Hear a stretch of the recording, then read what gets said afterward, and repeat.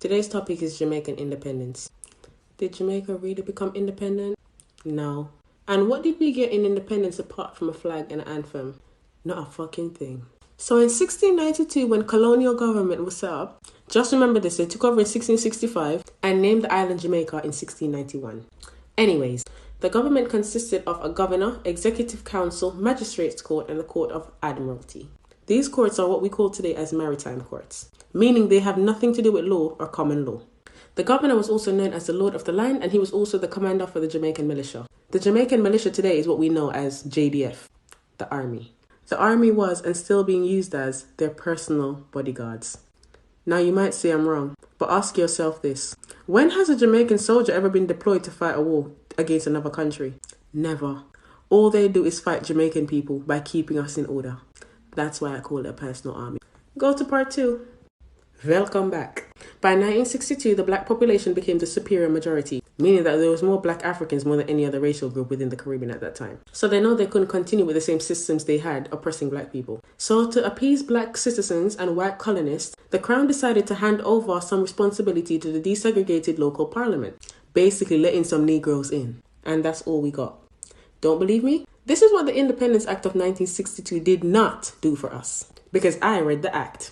It did not relinquish the Queen's claim and dominion over the island. She still owns it. It did not return ownership and resources of the land back to the people. We don't own them. It did not restore indigenous rights or birthrights, inheritance. It did not recompensate the wealth that was stolen from the natives during slavery for over 400 years. It did not remove the Queen as head of state. She is still very much there. Remember the time when the government said that they want to remove the Queen and make Jamaica a republic? Find out in part 3. Hello. Like I was saying, the government does not have the authority to remove the Queen as head of state because they work for her. The Queen owns the island, so the governments are her employees. How can you take something legally from someone who already owns it?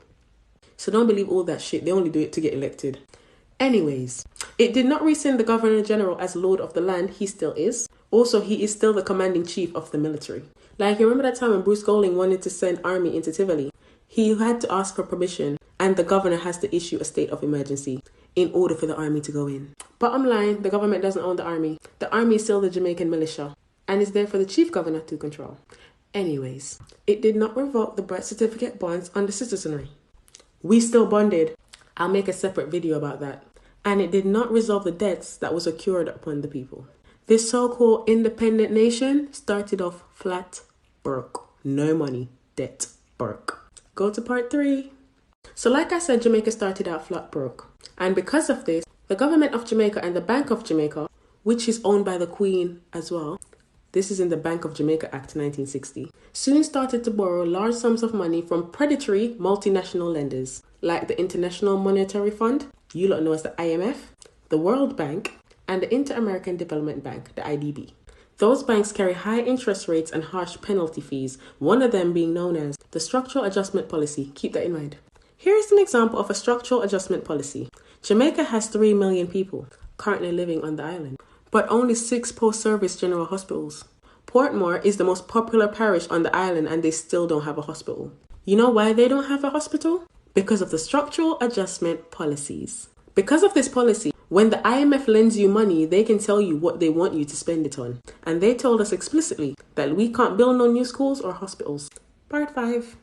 Welcome to part 5. This is part of the reason why Jamaica has not built a new school in over 20 years and a hospital in over 30 years.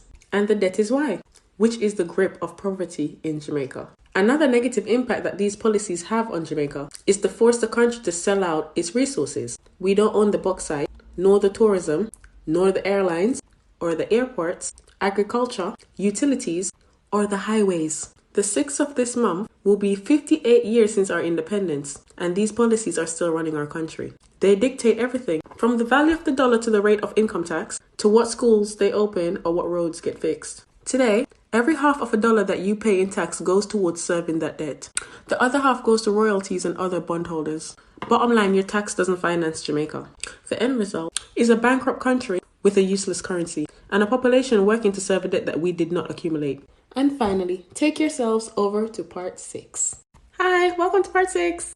There is a group in Washington, D.C. called the Center Curse Product for Economy. They published a report in 2015. And in that report, they declared that Jamaica was the most indebted country in the world.